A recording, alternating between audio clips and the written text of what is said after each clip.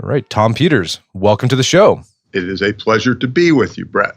So you got a new book out, The Excellence Dividend, Meeting the Tech Tide with Work That Wows and Jobs That Last. You published a book or co-authored a book back in, I was 82, correct? That's correct. That was the year I was born. Not to make you... I am not going to respond not to that. To make you feel old. But it was In Search of Excellence. For those who aren't familiar with that book, what was the main thesis of it? And after that, how is the Excellence Dividend sort of a continuation of that thesis? Or maybe it's different. I'll do this as quickly as I can. The Americans came out of World War II in relatively good shape. No bombed landscape, et cetera, et cetera. We ruled the world. And starting in the 70s, the Japanese started to wake up and send products over, and they were better products, and we bought them. And it was shipping, it was steel, and that's one thing. But then suddenly it was automobiles. And automobiles are sort of what Americans stand for. And the Japanese magic was, in simple terms, cars that work. And a couple of years, 3 years before In Search of Excellence, a couple of Harvard Business School professors had written an article in the Harvard Business Review. And it was called Managing Our Way to Economic Decline. And they said, and it's the same words we frequently hear today about business schools, they said we're spending too much time about finance and marketing. We're not spending enough time paying attention to the people who actually build the automobiles. And so that was the context into which the book came. When Bob Waterman and I started our research on In Search of Excellence, the thesis was that criticisms of American management were very accurate, but there were still some people who were doing it incredibly well. And companies like 3M, companies like Hewlett-Packard, a very much smaller Hewlett-Packard at the time, and so on. And so we wrote about the good guys. And as to the word excellence, it really has, for me, a funny kind of history. I had a presentation to give at McKinsey, and I hadn't written it, but I did have to go to the San Francisco Ballet with my wife. And it was a magnificent performance. And I'm not sure what happened next, but I was starting to work on the presentation. And I thought, isn't it weird? We use the word excellence with ballet, with theater, with football, with baseball, with basketball, with swimming. We never use the word excellence and business together, which is insane. Because a business of 2 people or 2,000 people is a collection of human beings attempting to get something done useful. And so why the hell can't you use the words business and excellence in the same sentence? And it was off to the races after that. I mean, there was a lot of steps in between.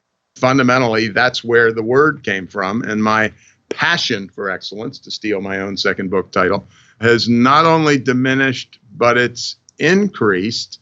And the reason this book came about is my belief that excellence and the mission of excellence are, in fact, by far the best way, I hate to use the word defend ourselves, the best way to deal with this tsunami of technology that's heading our way. And there's a little story I'll tell you, if I may. Flying from Albany, New York to BWI, to Washington, and in the morning, and flying on Southwest, which is my habit whenever I have the chance. Pilots for my plane landed several gates down, and they came in late, and they were hustling, to put it mildly, to get to my gate and to get onto their plane. And of course, getting out on time is a religion. So they're hustling toward the gate. The gate was the gate that you've seen 100 times and I've seen 1,000 times. There were a half a dozen wheelchairs there. So the pilot, who is under pressure, heading for the gate, turns to the woman in the first wheelchair and says, "Would you mind if I took you down the jetway?" I figure I have 7,500 flight legs to my credit, and it was the first time I had ever seen anything like that in my life. And it's little human stuff like that that you remember. that sticks in your mind for days, for years, for decades. I remember when I told that story at a speech recently, some guy came up to me afterwards and he said, I've never even seen a pilot look at a passenger before they went down the jetway. But that kind of story multiplied by 1,000, I believe, A, is not going to be, at least in the short term, copied by artificial intelligence. And B is the sort of memorable experience that will allow us to succeed and, in fact, find excellence in 2018, as much as was the case back in 82. That's a long-winded answer to your question, for which I apologize. No, it's perfect. So yeah, so back in 82, the competition was the Japanese.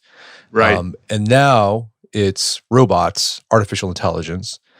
And the way we can combat that. I mean, that's obviously a gross oversimplification. Right. Exactly. That in various industries, we're getting nailed by the Chinese. So it's funny, a statistic that I've got in the book is we assume that American workers are losing their jobs to Chinese workers. Well, the real reality is, over the course of the last, I think it's 15 or 20 years, the Chinese have lost 25 million manufacturing jobs, or a third of their entire manufacturing population. The guys who make the Apple computer, Foxconn. I saw a headline a couple of years ago, and this also is in the book. Foxconn placed an order for their production lines for 1 million robots. So this ain't an American story. It's an American story of our competitors in China and so on. So where we can differentiate ourselves from robots is doing the human stuff that robots can't do, showing empathy, doing service, things like that. That's what you try to focus on. Yeah, and let's empathy, service, and so on, but let's stick with hard manufacturing.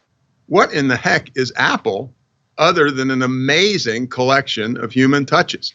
We talk about speed. Everybody's got to get their product out on time and so on. I don't think Steve Jobs he not only never got a product out on time, but he didn't come with a year or two of getting a product out in time. And why? Because he was working on, those hundreds and thousands of tiny details that made the Apple product today to a significant degree and dramatically then different. There's this wonderful line I came across by Steve Jobs' wife, and she was talking about Steve and Johnny Ive, who is the head of design. And listen to this sentence carefully. It's really so cool. She said, Steve and Johnny would discuss corners, Corners, for hours on end. And why has Apple got the market cap it has today? And the answer is it's got better corners.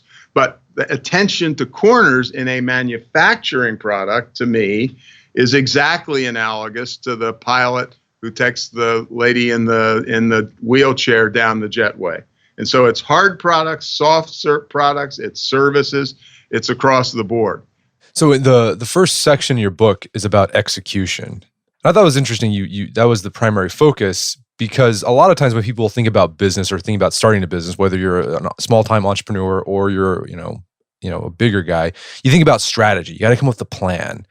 But you said that that might actually hurt you in the long run if you focus on strategy first and not execution. Well, I think we can dramatically overdo the strategy thing. Jack Welch, who was everybody at least for 20 years, once said, what is strategy? He said, strategy is you pick a general direction and then you implement like hell. And I knew Welch, and I knew Welch's GE, and I will guarantee you that 95% of the action at General Electric was, in fact, on the implementation end of stuff. I'll tell you the little story that we start the book with, and which I've started virtually every presentation for the last half dozen years. The great hotelier Conrad Hilton was having his career celebrated at some big gala. People got up and told various stories, and finally someone ushered Mr. Hilton up to the podium and asked, they said, Mr. Hilton, will you share some of your business secrets with us?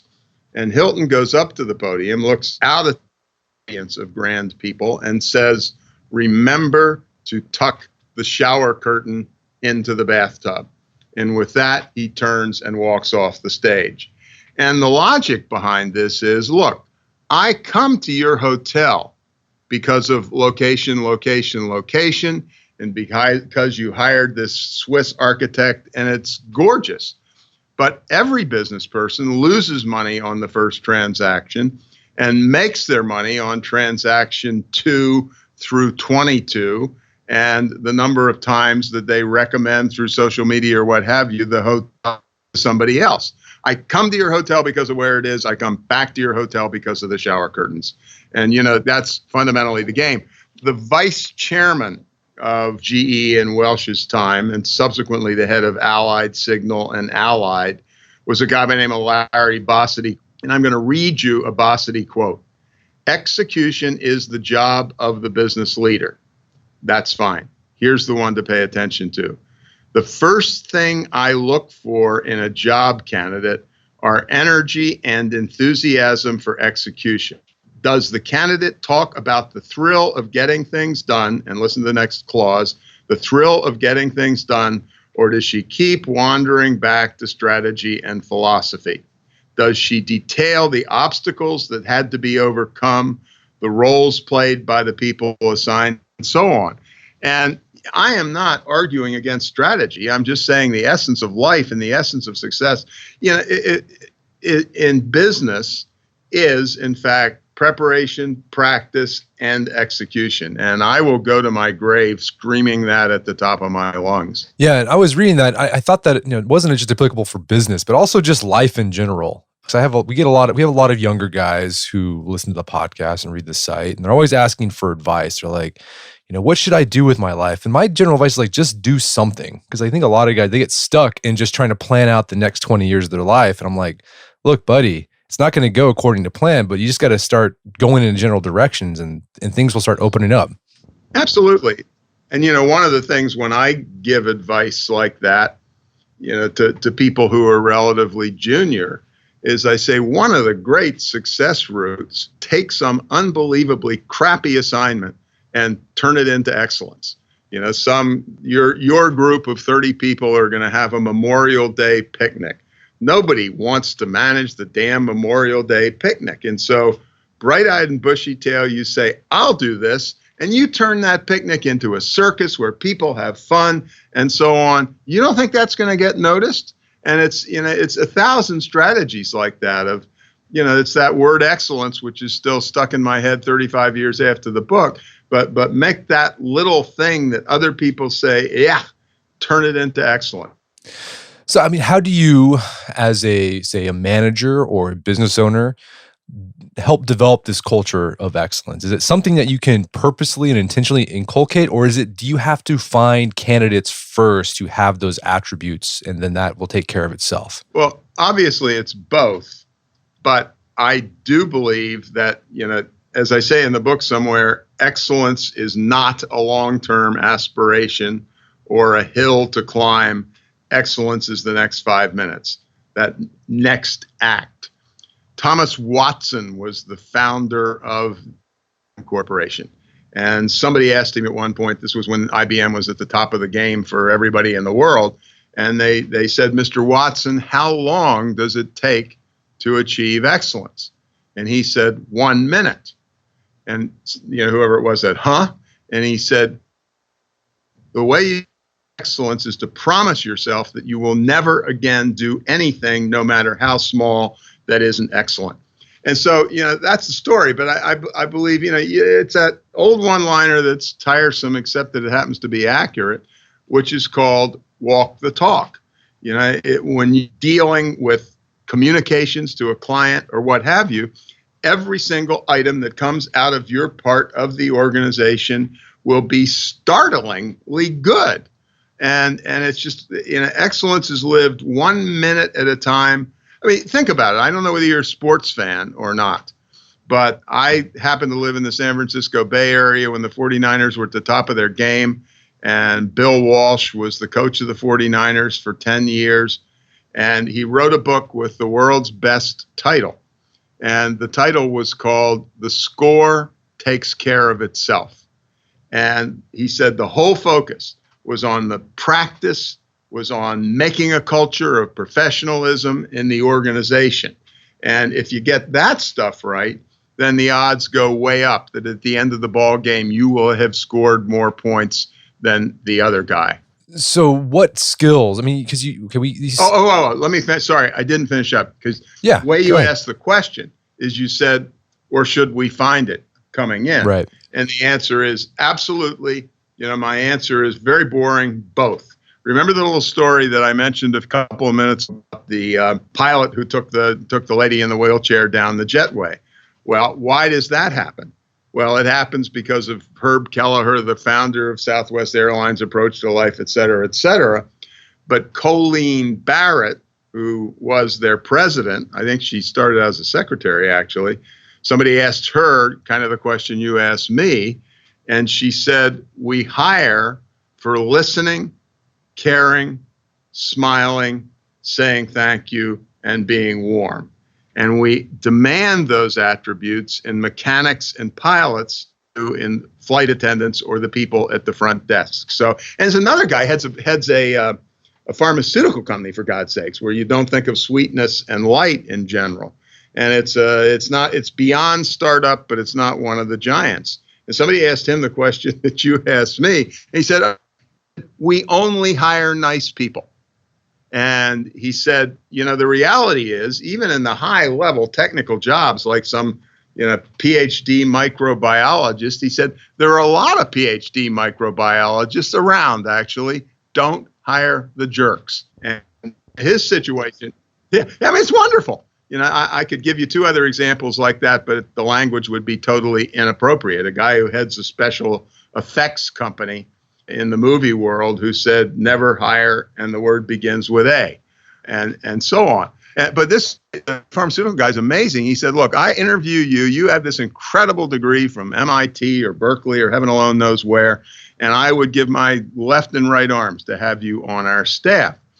But after my conversation with you, you have to do what we call, this is him saying we, you've got to run the gauntlet.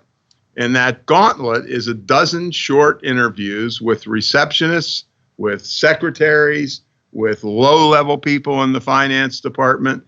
And any single one of those people can, in fact, stop you from getting the job if they don't think you're the kind of person who will fit our culture.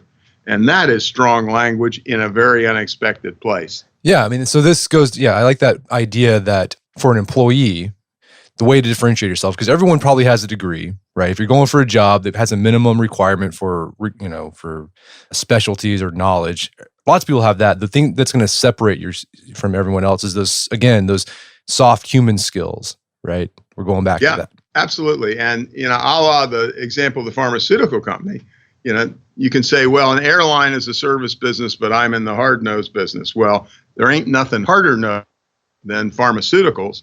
And so this human touch and specialness that gets things done, I'm arguing, well, let me give you another example, which is really mind-blowing to me. Unfortunately, it's not in the book because I came across it after the fact. So think of the soft traits now, and I'm going to read this. It's a paragraph.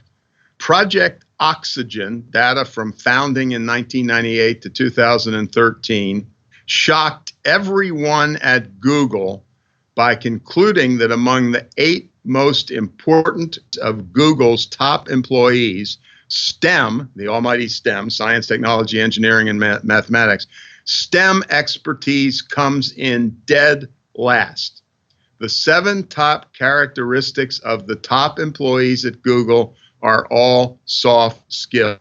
Being a good coach, communicating and listening well, possessing insights into others, including others with different values and points of view, having empathy toward and being supportive of one's colleagues, being a good critical thinker and problem solver, and being able to make connections across complex ideas. So I love the idea that, I don't know what, but I would say in terms of intellect, I would say that Google is probably the toughest company around.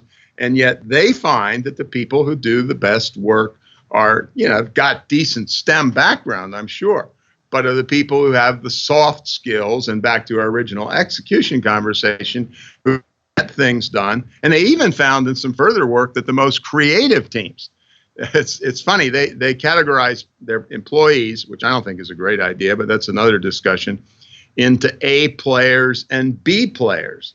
And the B player teams outperform the A player teams. And they outperform the A player teams, again, because of all these soft skills of sharing information and so on. And you end up with more creative projects. Yeah. And this applies to even kind of what we would consider blue collar work as well. My experience with hiring contractors for, home, stuff on my house, I'll always go with the guy that, returns phone calls on time, provides excellent service, gives me updates on things, like just those soft skills. And then there's other people, like they might be really knowledgeable and good at what they do, but like they don't return your phone calls. They don't keep you updated on the status of the project. I'm like, that's just super frustrating. I'm always going to go with the guy that provides the best customer service. I would be more than happy to spend the rest of our conversation on what you just talked about. And the reason I say that is the reality is a small share of our employed citizenry, Fortune 500, and 80% of us work in smaller businesses. And I would just like to take every single word you just said and multiply it by 1,000 and nod my head and say how much I agree. The story I always tell is just exactly yours. My wife and I were having a major construction project done. And we've gotten some recommendations for builders. And so the builder is coming over to our house for an 11 o'clock meeting. And I just happened to be out in the front yard.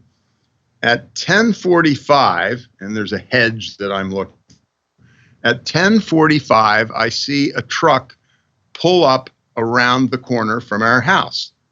At 11 o'clock, and honest to God, if I had a track coach's stopwatch, at 11 o'clock exactly, the guy pulls into my driveway, looks great. He looks great. And by looking great, I'm not talking about he was wearing the kind of suit and tie that you might wear on Wall Street, but he's tidy, he's clean, he looks like it was just what you said. Fundamentally, he had the job. We knew he could build stuff. 10 people had told us that, but it was really his entire approach was insanely professional, and you could smell it from a mile away. And, one of the things I talk about in the book is I would love to be able to help 500,000 small companies like that pursue excellence, achieve excellence, and each one of them add 2 employees. And we've just added 1 million jobs, good jobs, to our payroll. I love those companies. Yeah. And I've had that experience too with my own business, having, hiring out contract work for like videography or graphic design or things like that. There's tons of those types of people out there. Everyone wants to be a graphic designer. It goes the whole way. Right. It goes the whole way. I get paid a lot of money to give a speech, and people think I'm crazy, even people who do what I do, because I get on a plane and arrive 2 days later. My speech isn't worth a damn if I don't give it. And in my view, I'm really apologize ahead of time. I'm bragging here, but a couple of times I had flu. But in terms of preventable on-time service, I think I've missed about 4 speeches out of 3,000 or 4,000, and that don't grow on trees, brother. That comes from knowing that the execution of being there is far more important than the content when I arrive. Right. You got to be a pro. Yeah. I love you have this whole section on leadership and how to lead for excellence. I mean, maybe walk us through some of your favorite traits or tactics leaders need to implement. Well, the thing about that chapter is I promise in the first paragraph, I'm going to talk about vision. I'm not going to talk about authenticity. I'm not going to talk about disruption. And I call the paragraph, this is very intellectual, the chapter is called Some Stuff.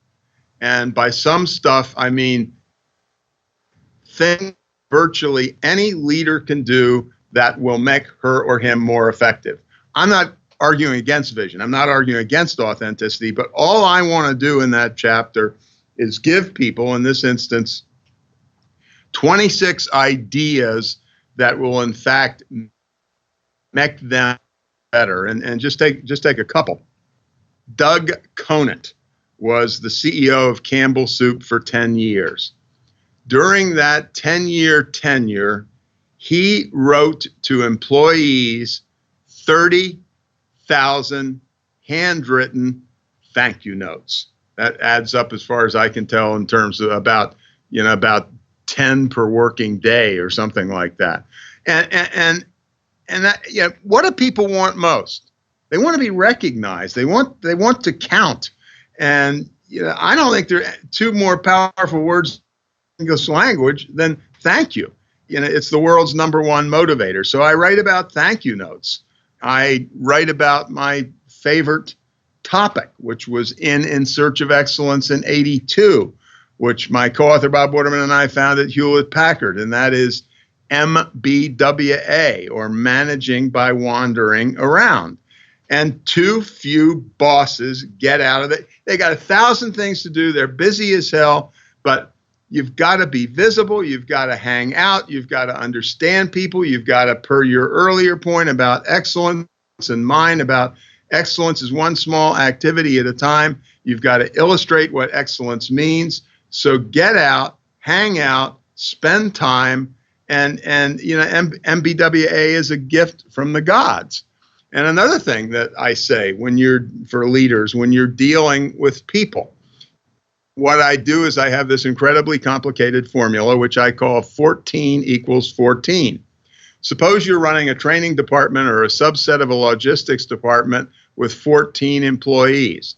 The number one secret to success is to understand that not one of people is anything like any of the rest of those people. They are all radically different. When it comes to a motivation strategy, when it comes to a communication strategy, you must have 14 dramatically tailored different approaches. Now, I don't know how that sounds to people who are listening to us, but here's what I do know. Suppose you have a kid who is 8 years old or 7 years old, and she is in the second grade, right?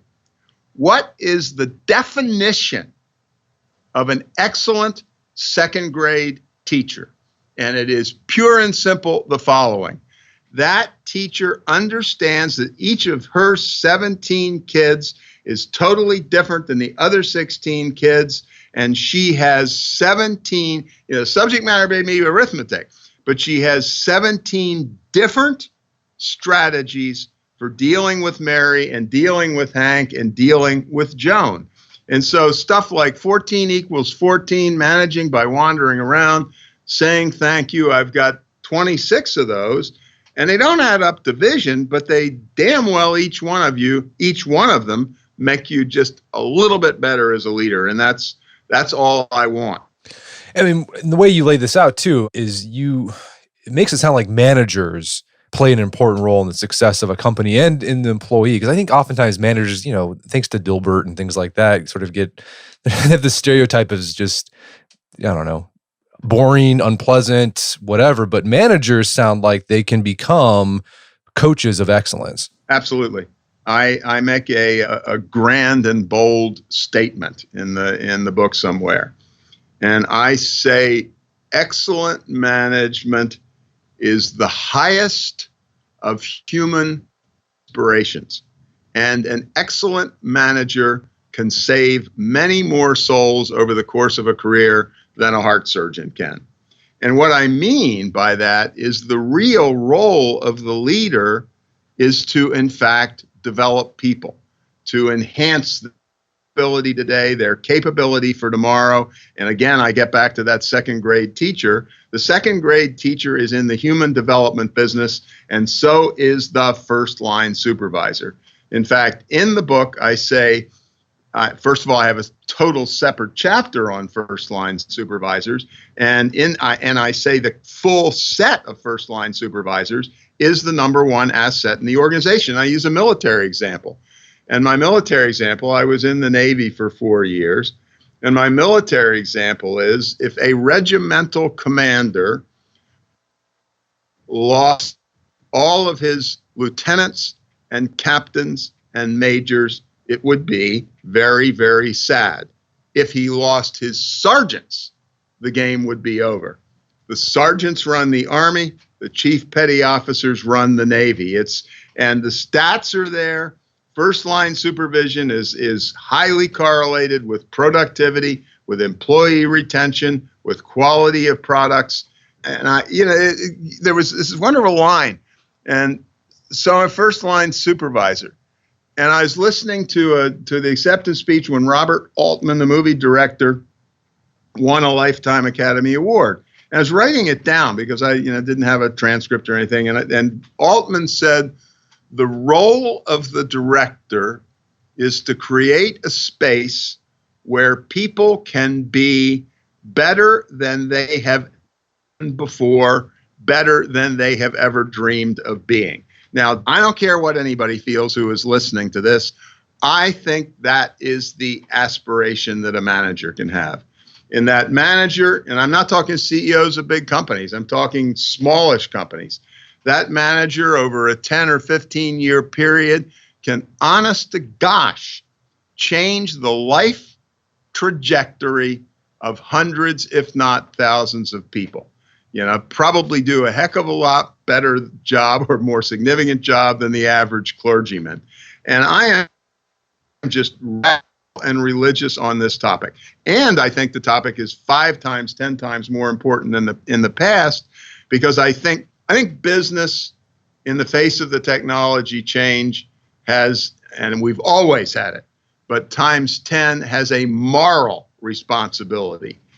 Your moral responsibility to your employees is that if they worked for you for 6 months or 6 years, when they leave your employment, they will be better prepared for tomorrow than they would have if they hadn't been with you. I love that. I think. So 36 years ago, we wrote In Search of Excellence. Now I've written I am furious about this stuff. I am angrier and more energetic. I don't care if I am 200 years old, because now we got to do it. We've got to develop people. There's a moral responsibility to develop people. I start my presentations and I'm reading to you the text of a slide. There is no excuse for not making any organization of any size in any business a great place to work. And I would end, which is not on the slide, with there is no excuse for not having your 7-person subset of a training department, your 12-person mechanics area in your car dealership, your 8-person appliance repair company that services homes within probably a 10-mile radius. Just no excuse for not making them great places to work where people are growing. Right. And because people spend like most of their life at work. Yeah, that is so powerful what you just said. Look, I am thrilled that you love your children and spend time with your family. That's not the point. The point is that unless you were born with a silver spoon, statistically speaking, you will spend a higher share of your life at work than doing anything else. And then when I use language that might be slightly inappropriate, what I say is, if you piss away your work life, you have pissed away your life. And statistically, I'm right. Because as you just said, that's where we spend most of our time. Not if daddy had $5 million or what have you. But I love my family. I love my kids. I love my grandkids. I want to spend as much time with them as possible. But if I wasn't born rich, I'm going to spend more time at work. And how sad. You're throwing your life away. Right. So I love that idea, as if you're a manager, knowing that, it's like, what can I do to make this person's life, not just like their work, but like their life better? Absolutely. And the other way I put it, and I will not use the language that I use in the book, is if you work your one butt off helping the 10 people who worked for you get better, they will work their butts off making you more successful. So it's also selfish. Right. Yeah, that's that phrase, people don't leave companies, they leave managers. Yeah, I thought that's fantastic. And that comes out of That's hard research, not just a throwaway line that some management guru came up with. Yeah.